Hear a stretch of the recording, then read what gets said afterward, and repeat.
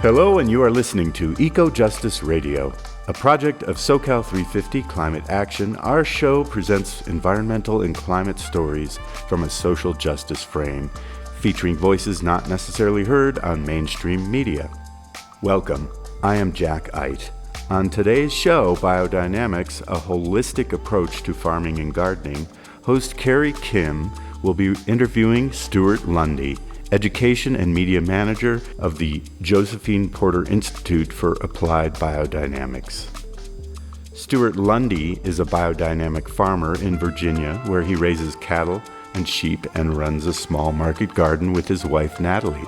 Together they have been farming since 2010. He consults with regenerative growers around the world. The Josephine Porter Institute is a national producer and distributor of biodynamic preparations, the enlivening forces that work dynamically within the soil, compost, and plants to ultimately provide us with healthier foods, healthier bodies, and a healthier planet.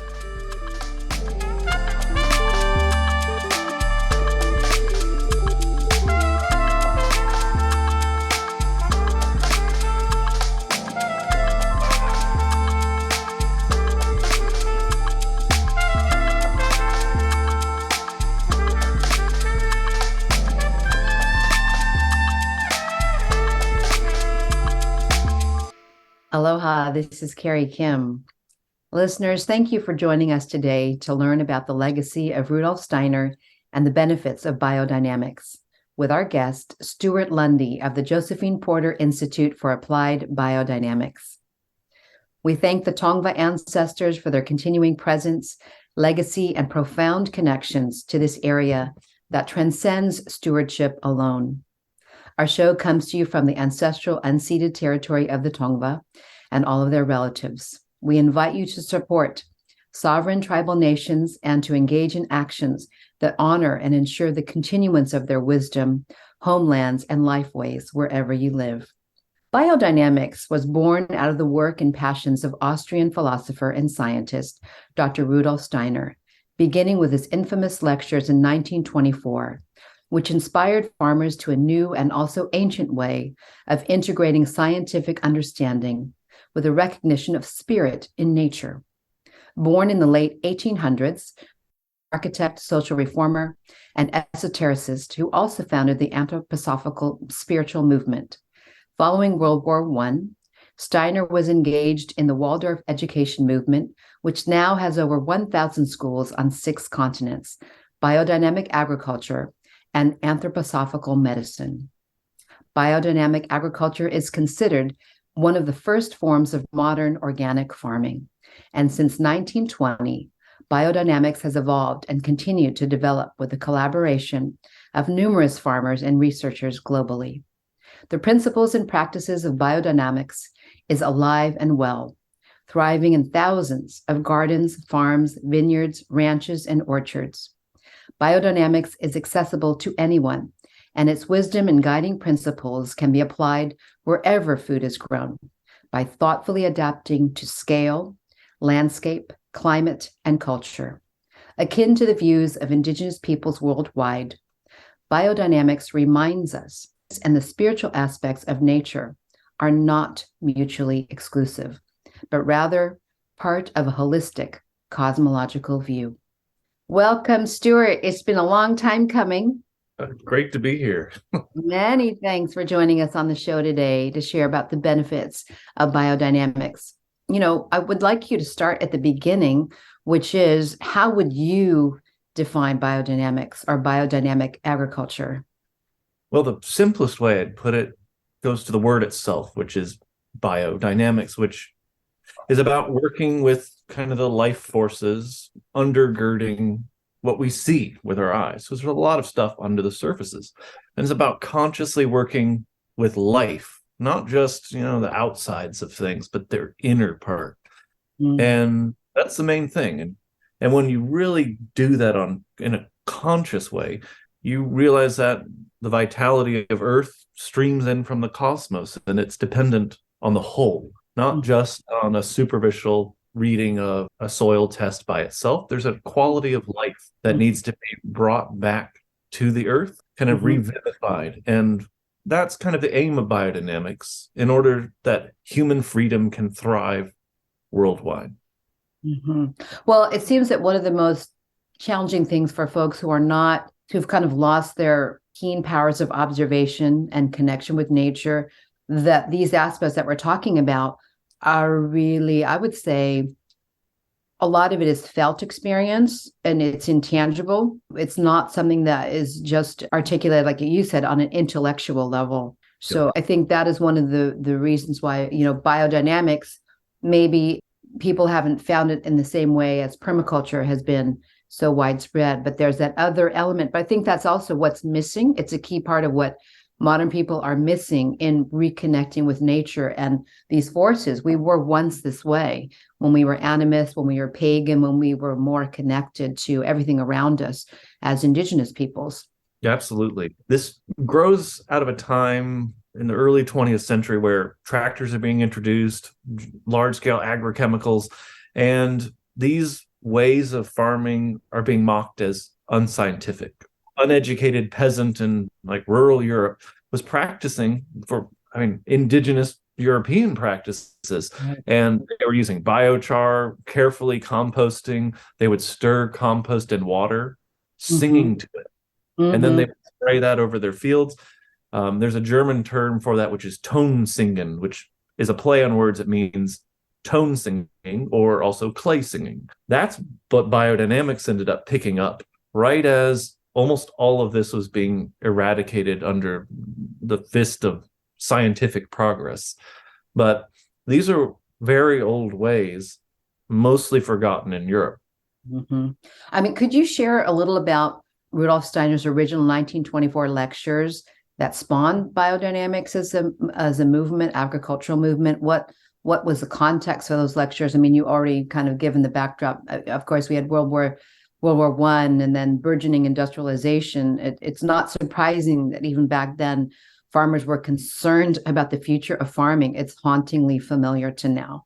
Well, this set of lectures was based on a promise that Steiner had made, and he kept postponing doing these lectures. He was a very busy man. But this was for Count Kaiserling, who had a large estate, and his son finally showed up on Rudolf Steiner's doorstep and said that he wasn't going to go home without a promise of a specific date. It worked, and Steiner finally did show up and gave these lectures. But the reason for it is that people were noticing that their food was not as good anymore. It didn't taste as good. The seed viability was declining. And you were ending up with, mass scale starvation at the time. Like millions of people were dying from malnourishment through Europe. And it was becoming a serious concern that, are we going to be able to feed people if our food quality keeps declining? So out of that major concern, Steiner was called in to try to draw on esoteric ideas of how do we reintegrate deadened earth into living soil, and how do we weave the earthly realm back into the cosmos. So he brings some rather unusual sounding preparations, but the aim is to bring back to the soil things that had accumulated over eons, but to do it consciously in a human way, so that the soil has the full spectrum of life forces necessary to foster plant life, but also human development. The agriculture course, or these lectures we're referring to from 1924, it reads Spiritual Foundations for the Renewal of Agriculture, which I personally love. I think it's a prescient title for agriculture today, because I do feel that that's part of what's missing from even regenerative agriculture, that there's even that other step further. Regenerative is amazing, and very much necessary, but there's another level to this cosmic level that is this work. And it's the same, to me, it's indigenous agriculture, as we've talked about, because those elements of the moon and the stars and the ancestors, all these things were all woven together. And that's how people would farm if they did farm. There's a certain kind of mystique that surrounds Rudolf Steiner. And I'm wondering, what would you like listeners to know about him, anthroposophy, and the origins of biodynamics? Well, one of Steiner's key concerns is freedom for all individuals. he developed what he called ethical individualism, which is not an antisocial impulse, but that the freedom of society is going to depend on every individual being free to express themselves and follow their own individual path. His book, which is originally titled The Philosophy of Freedom, became Intuitive Thinking as a Spiritual Path. That, he said in one of his lectures, that if everything else that he put together was lost, he would want that one to be preserved, that particular book. But anthroposophy is about getting beyond the merely materialistic scientific climate of the time. I mean, you had scientific materialist Marxism at the time that saw everything as just atoms bumping into each other, purely materialistic dialectic. And this is kind of a response to it, to try to bring back, no, the spiritual element, the life element back into these things. So that's where it came from. And the term itself that Steiner uses is anthroposophy, which is really human wisdom, or the wisdom of being human, which is really, how do we belong to the world again, rather than acting like complete strangers to it. Is there anything for you personally that stands out from those 1924 lectures? Well, I've spent my time wading through them, rereading them, reading them, and there's a key element. And Steiner talks about these different medicinal herbs, and he says of each of them, with the exception of one, that substitutes can easily be found. Now, there's the conventional orthodox formula for biodynamics, which are all European herbs, but most of these are on every continent, and substitutes can be found. Now, what that means is that this is a formula that can be adapted sensitively to each region out of indigenous medicinal practices, and it's built into the formula. Now, whether that's used worldwide or whether that's recognized by things like the Demeter Standard, that's another question. But it is built into it that this was not meant to be exclusively Eurocentric. Even though all the herbs do grow in Europe, there are intended substitutes that people are meant to find out with their own research.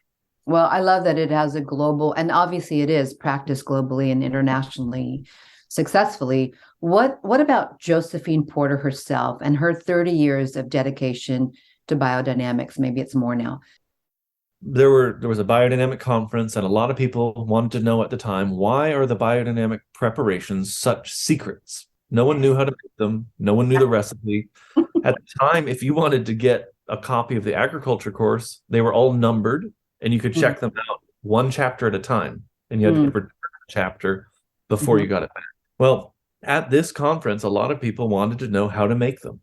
And Josephine Porter stood up, turned around and said, well, I'll show you how to make them. They're not a secret. And she got a list of some 20, 30 people to sign up. And only one person actually followed through. And that was Hugh Courtney. He's the only person who showed up in the fall. And he ended up carrying that on for 30 years, more or less. And the legacy is from Steiner, who taught Ehrenfried Pfeiffer. Ehrenfried Pfeiffer taught Josephine Porter. Ehrenfried Pfeiffer was kind of the main person bringing biodynamics to the United States. And Josephine Porter learned directly from him, and then Hugh Courtney from her. And I learned from Hugh Courtney. So that's a short line back to Steiner.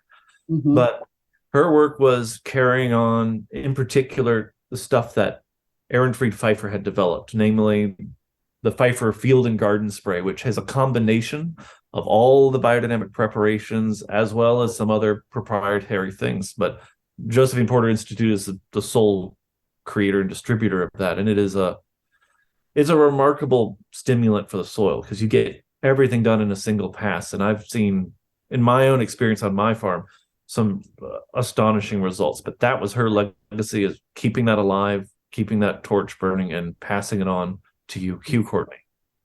Yeah, and then you are the next one in line. Apparently. Yeah. What are the core concepts of biodynamic farming? Core concepts of biodynamic farming center around the idea of the farm as a living organism. And not just as a metaphor or a poetic idea, but as a concrete living thing. And when the agriculture course was delivered, the term ecosystem had not yet been coined. Steiner maybe would have used it if he had that term. Right. But think of it, the farm is an organism, it's its own microclimate. It's its Mhm. own ecosystem. It has an ability to maintain difference between the environment and yet also integrate into the environment. Mhm. It's its own whole. And it's about creating a farm that provides all of its own fertility needs from within itself, dependent on the cosmos and obviously the energy that streams in, and our ability to capture that in the form of sugars and plants and compost. And the result is that it doesn't depend on outside inputs. You're not buying in agrochemicals, you're not buying in fertilizers, you're not depending on products from abroad. If every farm were operating like this, if every country were operating like this, everyone would be able to feed each other and be far less to squabble about in terms of resources. Because the idea is this independent thing, not so it's out of selfishness, but it becomes this like bioreactor of abundance. That's the core tenet. So, well, how did you become a biodynamic farmer yourself? Were you practicing other forms of farming before practicing biodynamics? yes, I began farming in 2010, and we began with the idea of a homestead, feeding ourselves, sustainability. We had permaculture elements mixed in, but it took a few years before we'd even heard of biodynamics. We stumbled onto that, and it was actually my wife pushing me into it, but for a while it didn't make sense. It just didn't. So skeptical? Very skeptical. Well, I think that, there's definitely people who, anytime you talk about spirituality or cosmic forces, you're going to have your skeptics. And it took me I had to read 6 books until I found the work of Maria Thun and Aaron Pfeiffer. And those made me go, okay, there's something to this, because they were showing results with plants and how they grew differently. And they were showing microbiological analysis of the preparations. And I'm like, okay, I was able to slip in with that. But it didn't make sense to me. It didn't really click until an article by Hugh Lovell in Acres USA, where he writes about the tides being governed by the moon. And by analogy, he just transposes that to plants, that the moon governs the rise and fall of sap in plants. So if the moon is descending every night, getting lower and lower, the sap is going down to the roots of the plant. And that's a good time to transplant, because the active area of the plant is the root. So it'll really get grounded when you transplant. Conversely, if you transplant when the moon is getting higher every day from your perspective, the sap is going up and out of the leaves. Well, they might just all evaporate, dehydrate, and die rather than take root. And just the realizing that there's this tidal process in plants, that moment was the moment that I'm like, there's something to this, and kept exploring. But that was what opened it. Right. And then you actually, through the practice itself, right? There's no substitute for direct experience, right? Absolutely. And we first started with a small area around our home. So this area is actually about 3 years ahead of the rest of the farm in terms of development, because it has seen 3 extra years of biodynamic treatment. And Steiner does say in the agriculture course lectures to start with a small plot. Now, he doesn't say why, other than if you mess up, you'll only be messing up a small plot. But he says you realize that the reason for that is that you'll always have something to compare that is further developed. Right. Well, what this term I came across is farm individuality. Could you speak about that in relationship to biodynamics? That gets to that notion of the farm as an organism, but as an individuality, it is a unique expression of a universal idea. So all of us are human beings, but we're all unique expressions of being human.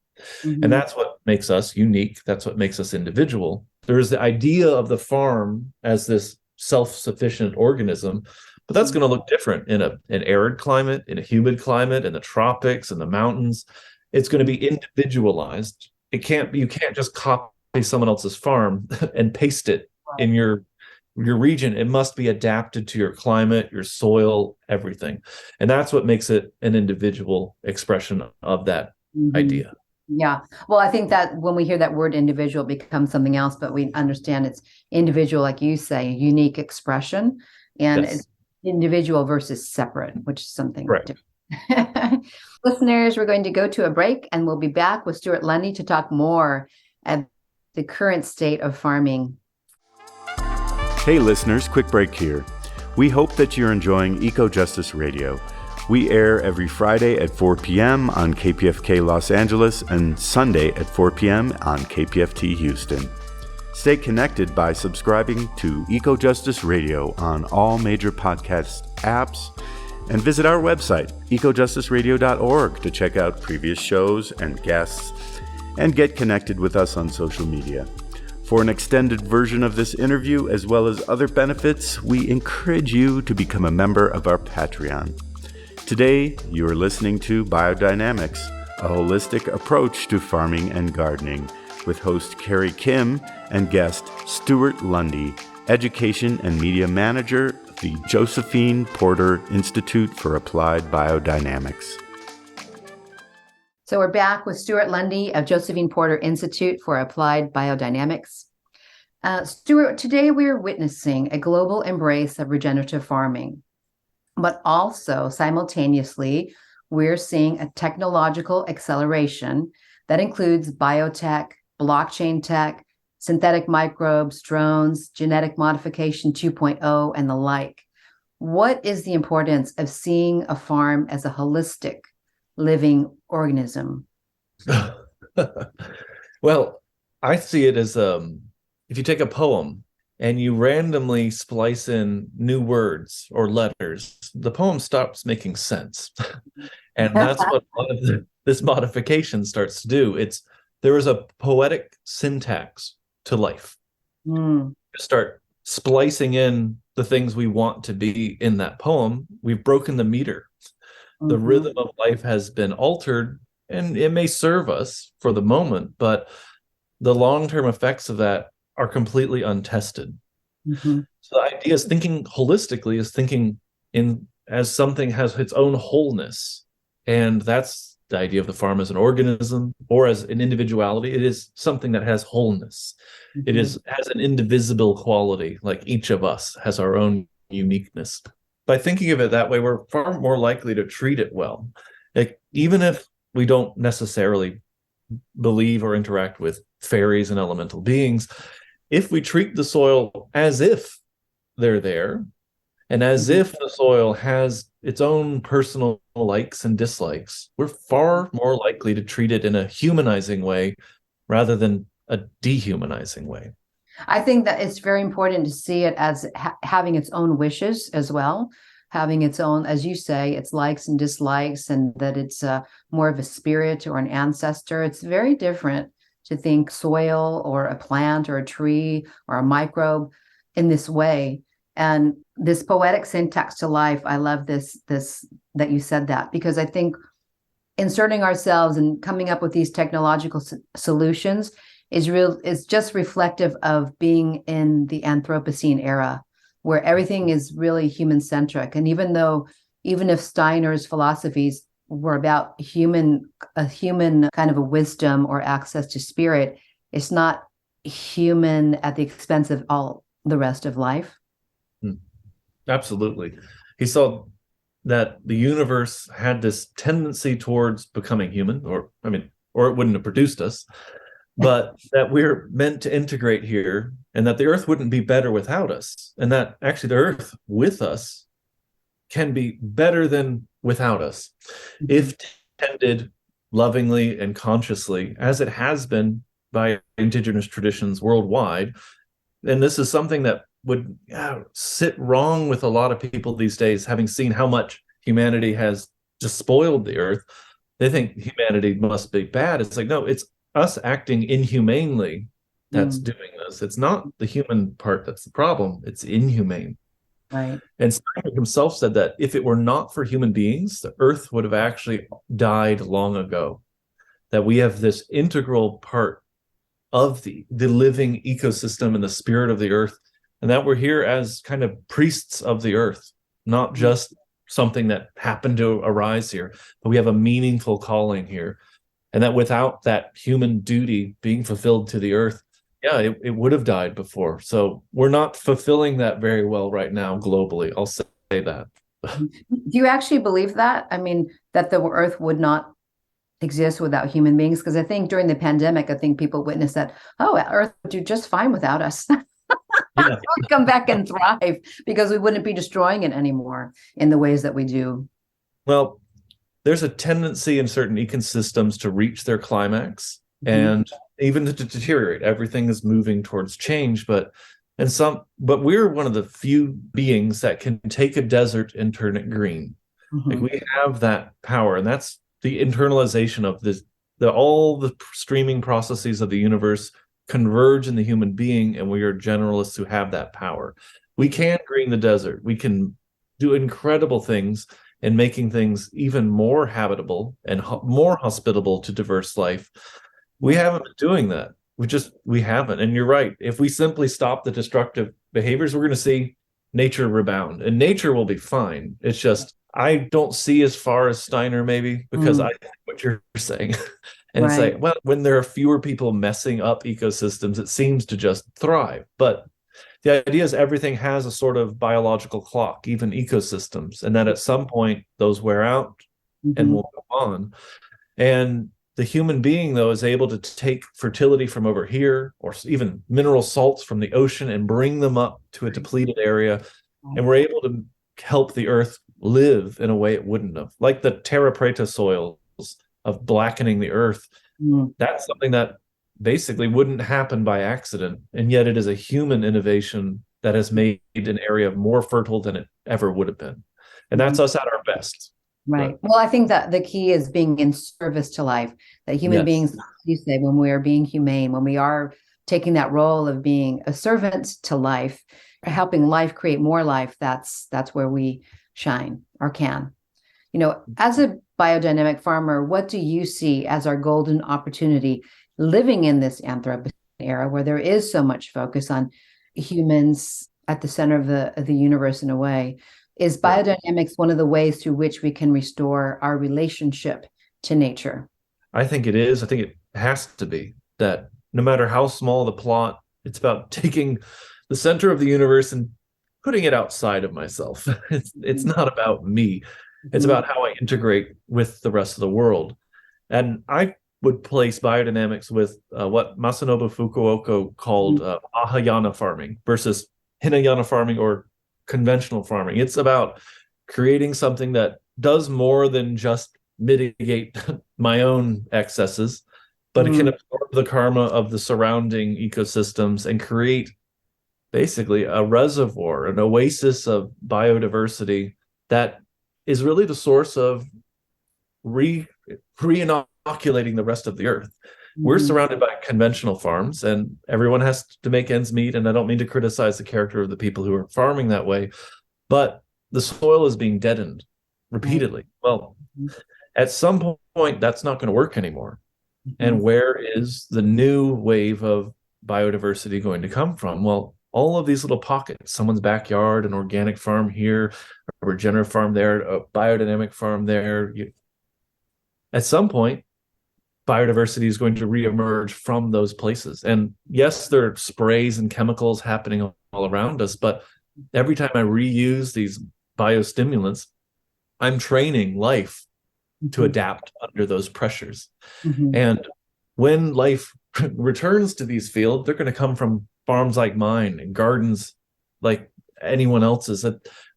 We're already doing that. We're planting seeds for the future. And if you were to create a heat map around the world, there are all of these inoculation points, almost like points on a log if you grew mushrooms. So we're creating that possibility because this form of agriculture is going to run out. And the large-scale industrial one that's treating soil like dead substrate, that's going to run out, and life is going to have to come from somewhere. And that's what we're fostering. And you may never get credit for it, but who cares if you're in service of life? Right.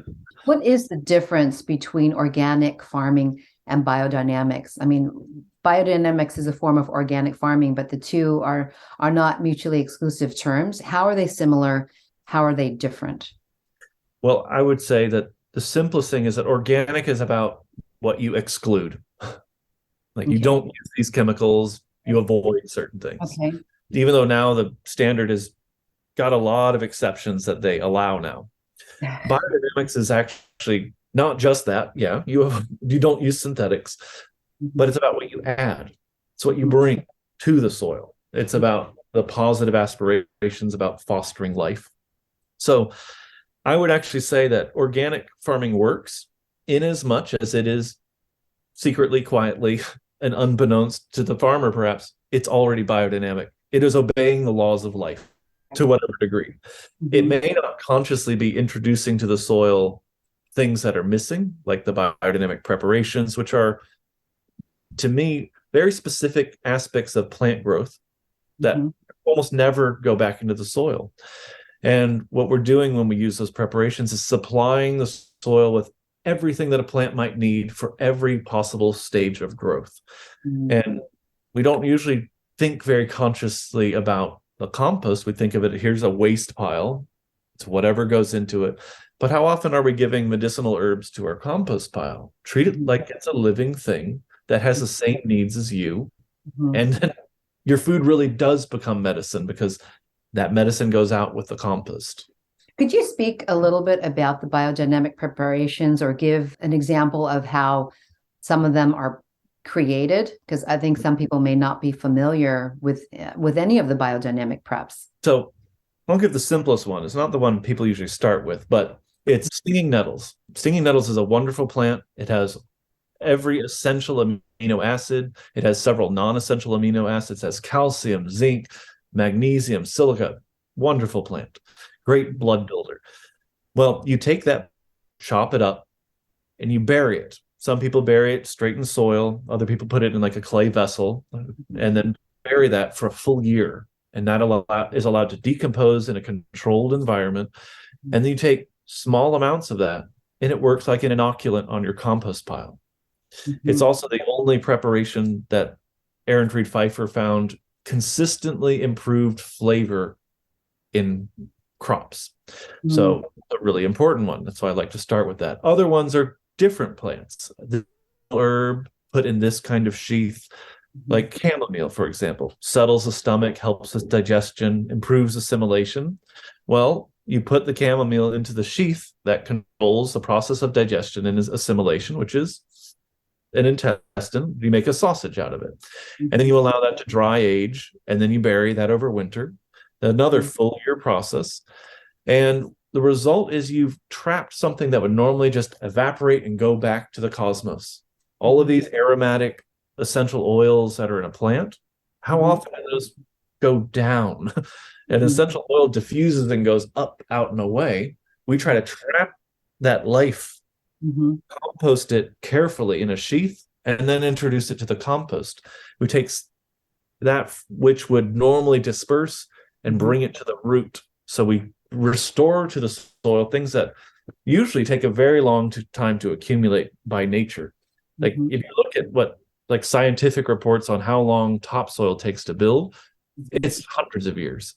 But under proper human management, under biodynamic management, for example, topsoil can improve from being very shallow to being 8 inches deep, and then organic matter down 40 inches deep.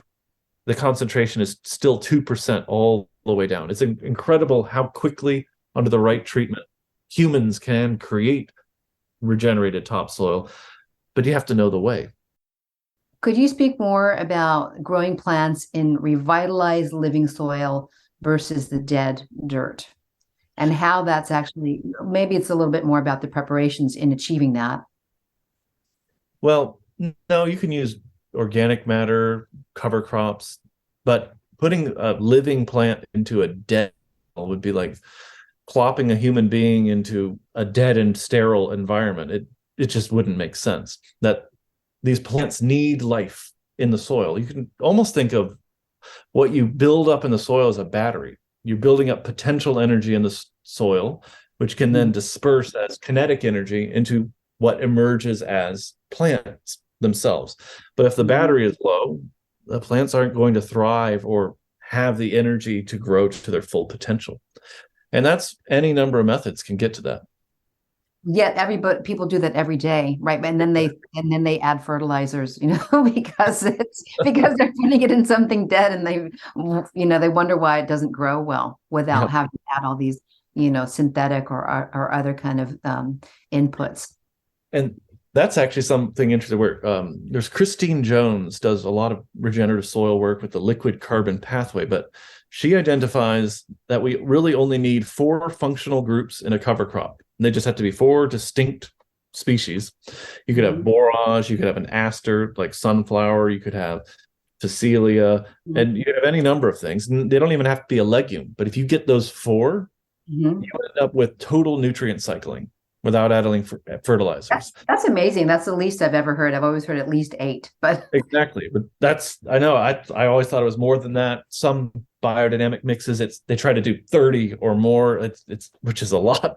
But if you only need 4 to get total nutrient cycling, it's pretty incredible what you can do with actually very little and no legume either. Like, it just works.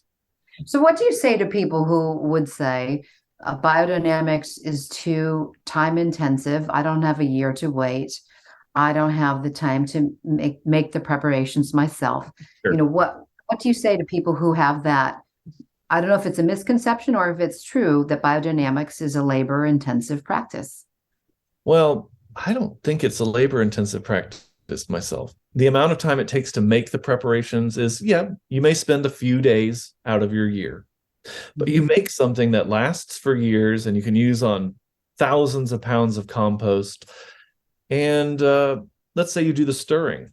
You stir how many times? Let's say you did once every quarter. So that's 4 times. Let's say it's 4 hours. Well, it doesn't change how you farm. It's just changes the quality of what's growing. And maybe then you deal with fewer pests. Maybe you have fewer weed problems. But the efficiencies of the farm are a totally separate issue. Whether someone follows like a lean farm method or they follow something like John Jevons or Alan Chadwick's approach, that's separate. Biodynamics doesn't say how to be efficient or to attain the flow state. It's just bringing vitality back to the soil. Steiner actually repeatedly said, continue farming as you have been. Add manure the way you did, compost the way you did, but just also add these preparations. Inoculants. Well, I guess the thing is about you're moving the time around, right? The time that you spend in say stirring or burying a horn in the ground for a year, those things you save the time later anyway, because you are creating more vitality in the soil. So I found that in 1 hour, I can do some bad things. If I cultivate the soil and it's the wrong weather, I can ruin a part of the soil and it takes a year for that to recover. Whereas if I stir the horn manure preparation, and I understand people thinking, okay, they don't have time to make them. They can buy them, like from Josephine Porter Institute. But if you stir that for an hour and spray that out, you're getting more done in that 1 hour than most of your manual labor accomplishes in terms of regenerating the soil and sequestering carbon. From that 1 hour, it's some of the most efficient use of your time because of how much it stimulates the proper soil biology. Stewart, we're going to take another break here. Listeners, stay with us. We'll be back with Stewart Lundy of Josephine Porter Institute of Applied Biodynamics. Hey listeners, quick break here. We hope that you're enjoying EcoJustice Radio. We air every Friday at 4 p.m. on KPFK Los Angeles and Sunday at 4 p.m. on KPFT Houston. Stay connected by subscribing to EcoJustice Radio on all major podcast apps and visit our website, ecojusticeradio.org, to check out previous shows and guests and get connected with us on social media. For an extended version of this interview, as well as other benefits, we encourage you to become a member of our Patreon. Today, you are listening to Biodynamics, a holistic approach to farming and gardening, with host Carrie Kim and guest Stewart Lundy, Education and Media Manager of the Josephine Porter Institute for Applied Biodynamics. Stewart, I wonder if you could tell us a little bit about the research. I don't know what kind of research JPI is involved with around biodynamics. Is it primarily geared towards biodynamic farmers, or are you trying to assess or measure things? What sort of research is JPI doing? Yeah, that's something we're really looking to expand in this next year. Coming Mhm. up on the centennial of biodynamics, there's a lot of good research, but some of it's from the 60s, and we need to repeat it, get it up to date, show Mhm. that it is still relevant today. And what we're working with is plant trials of showing here's a control, here's something that got a treatment with a preparation, here's something that got a miracle grow, here's something that got compost, and Mhm. show the development difference in terms of root development and in terms of the tops. And you can weigh those afterwards.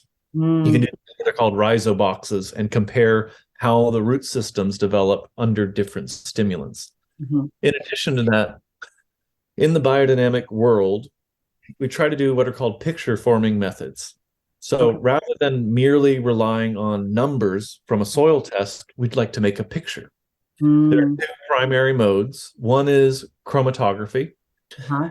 and the other is sensitive crystallization. Sensitive crystallization, actually, you take a drop of a particular substance and you put it in a copper chloride solution, and it forms these beautiful crystals. And you can tell based on the coherence of the crystal pattern how healthy or unhealthy the organism or the source is. In chromatography, we can take a soil sample and combine that with silver nitrate, and we actually get a photograph. We develop a picture out of a soil sample, and you can tell whether a soil is alive or dead, how healthy it is, how much microbiological diversity it is. You can tell the quality of humus, whether it's like really, really, really well digested, or whether it's basically wood chips.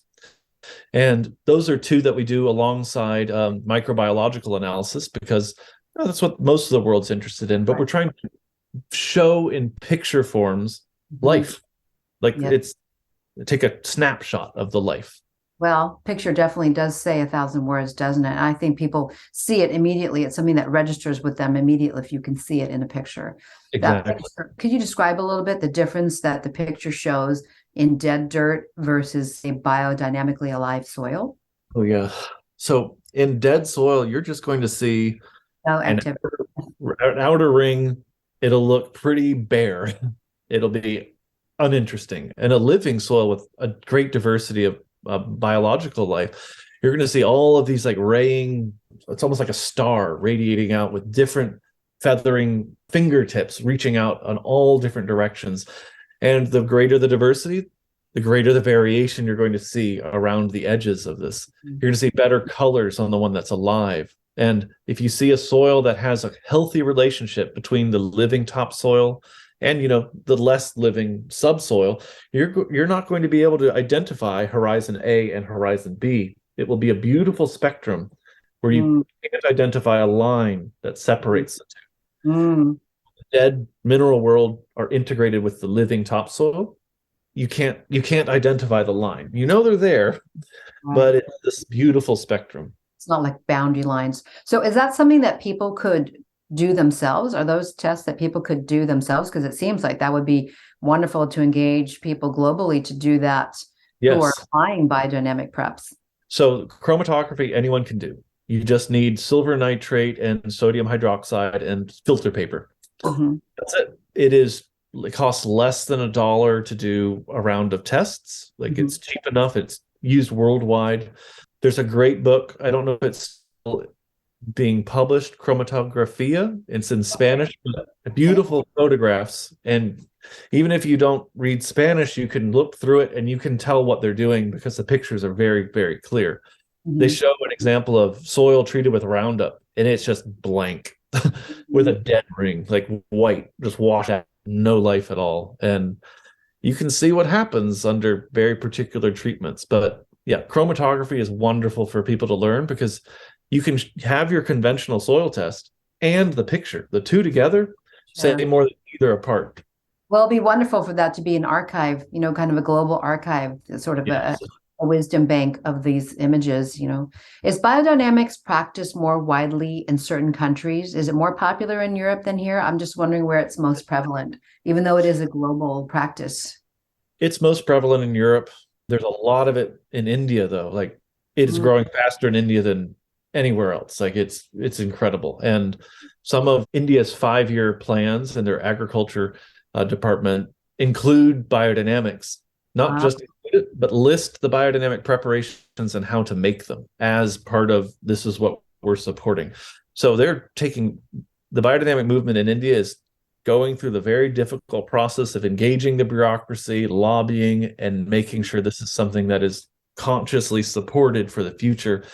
But they're making more preparations in India probably than the rest of the world combined now. Like it's absolutely exploding. I'm not surprised though, because there is such an incredible resurgence going on in India right now in regenerative farming, and there's so many things happening in Andhra Pradesh, and the small scale farmers are really rising up. So it's amazing.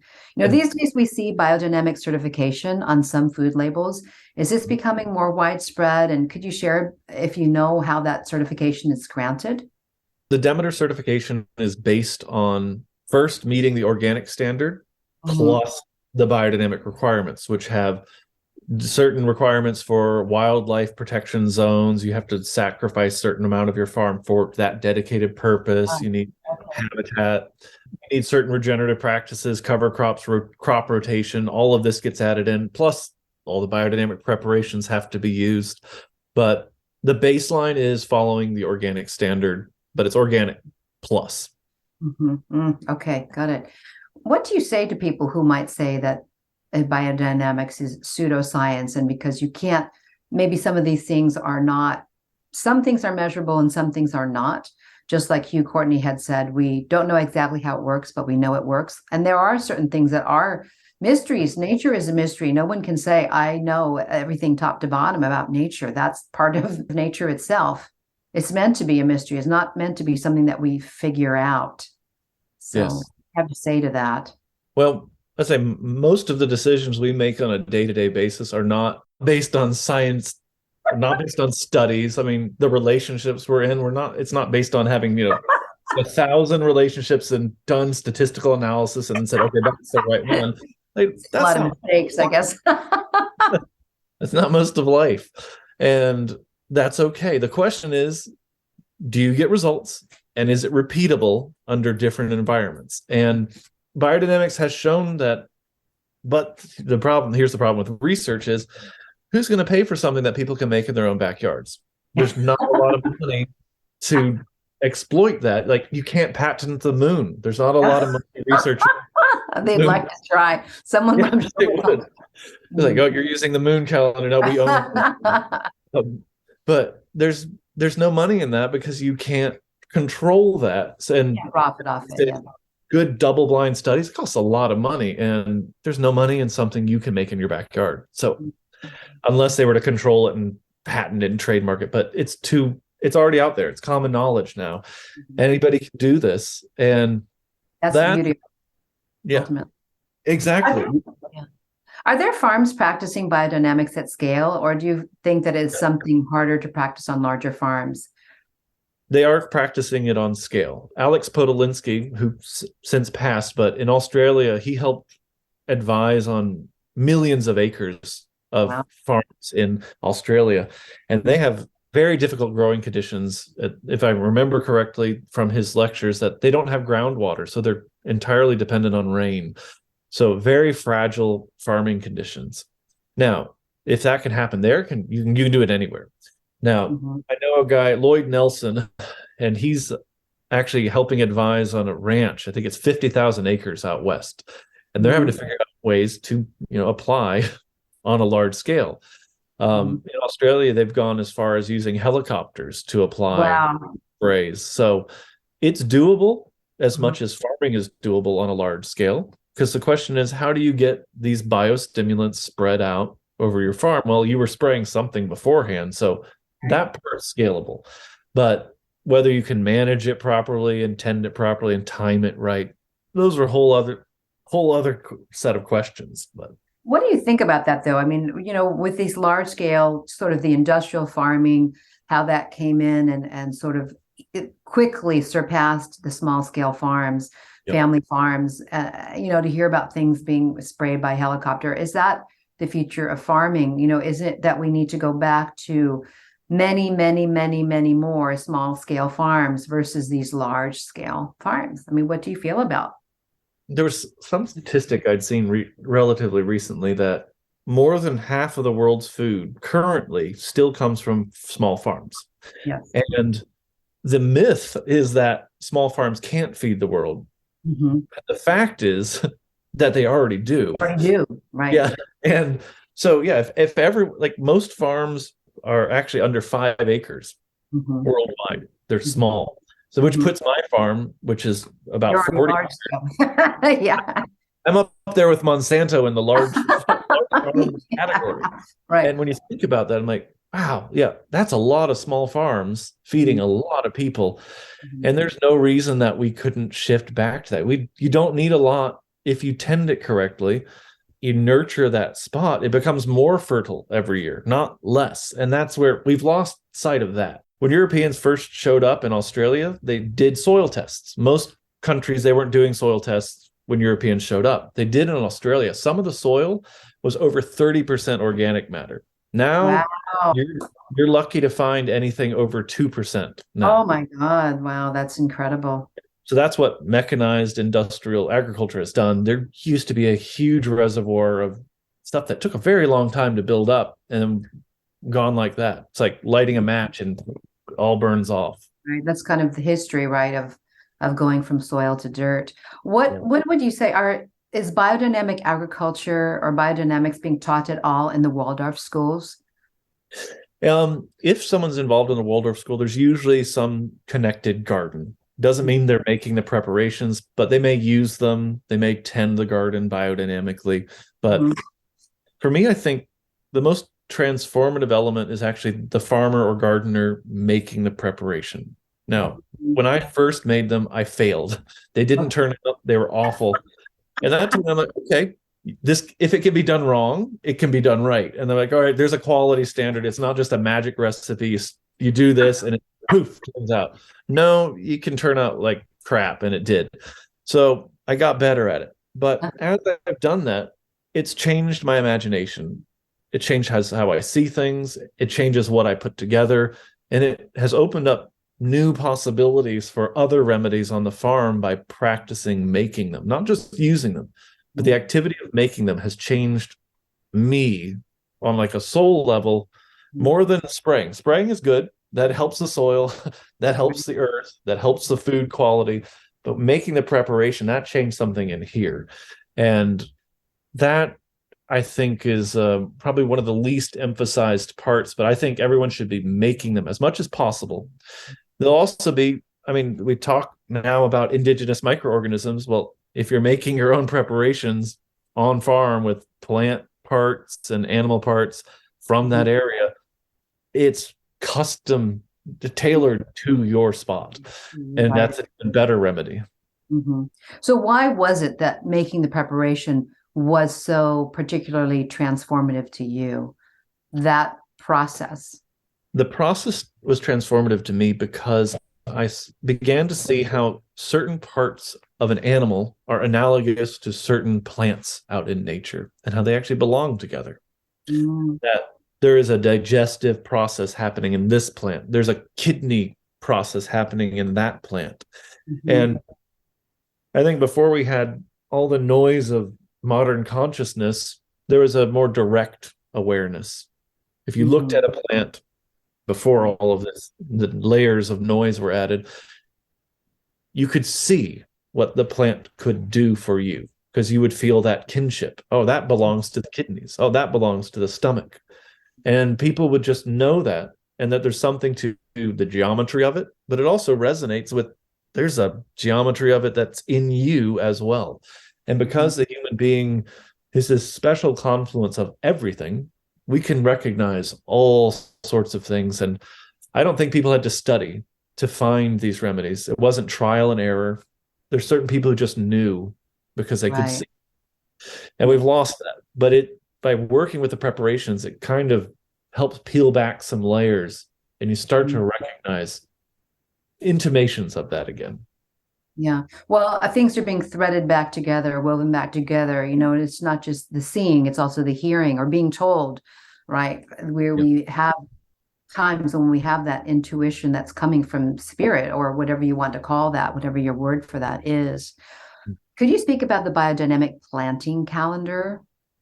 Yes. The biodynamic planting calendar was developed by Maria Toon. Her books are all excellent. Some are beautifully illustrated, beautiful photographs, but she developed it based on a lot of research she did, planting by the moon with the sun in a certain sign, planets at particular conjunctions. And if you look at her photographs, there's some pretty compelling evidence that where the planets are changes how plants germinate.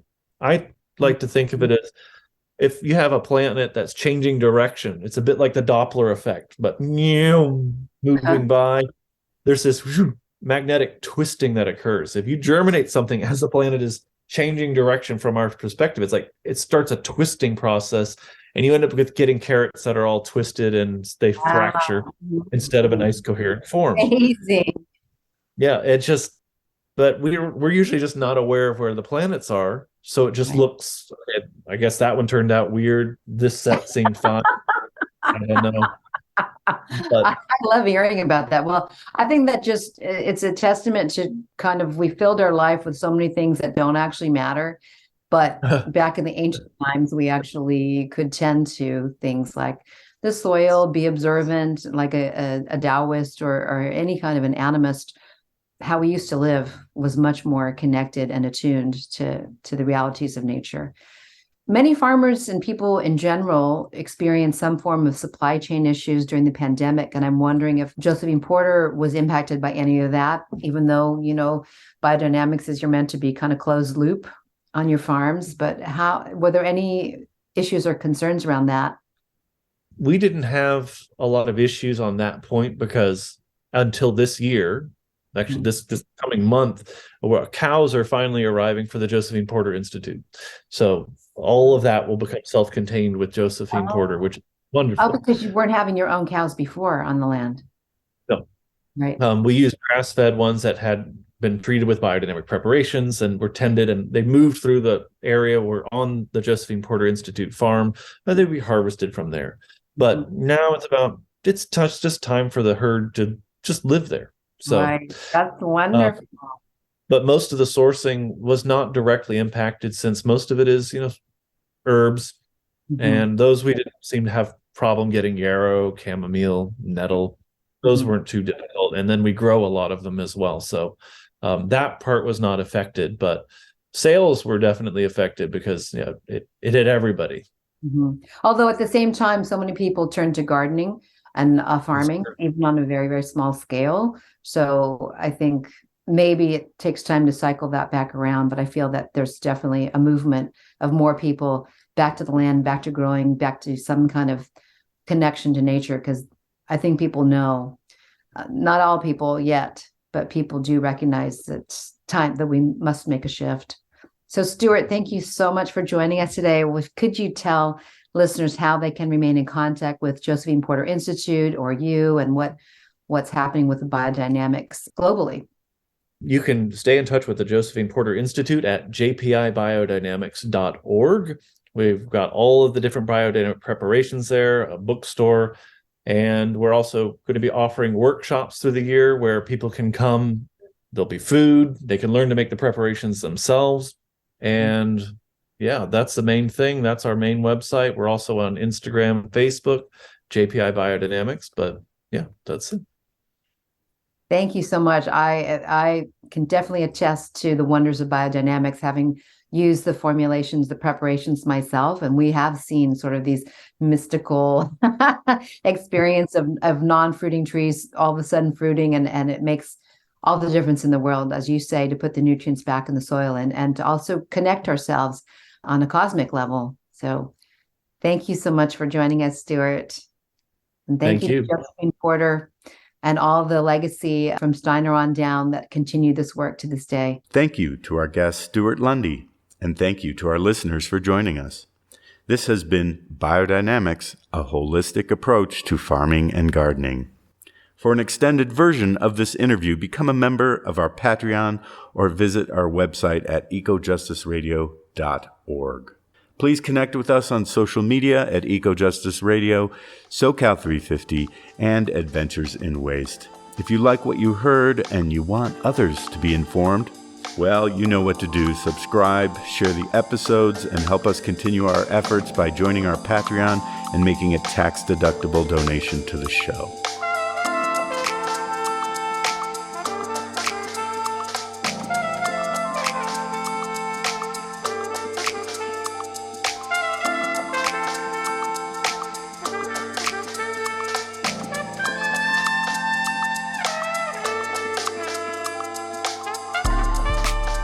A project of SoCal 350, the show can be found on KPFK, KPFT, all major podcast apps, and at ecojusticeradio.org.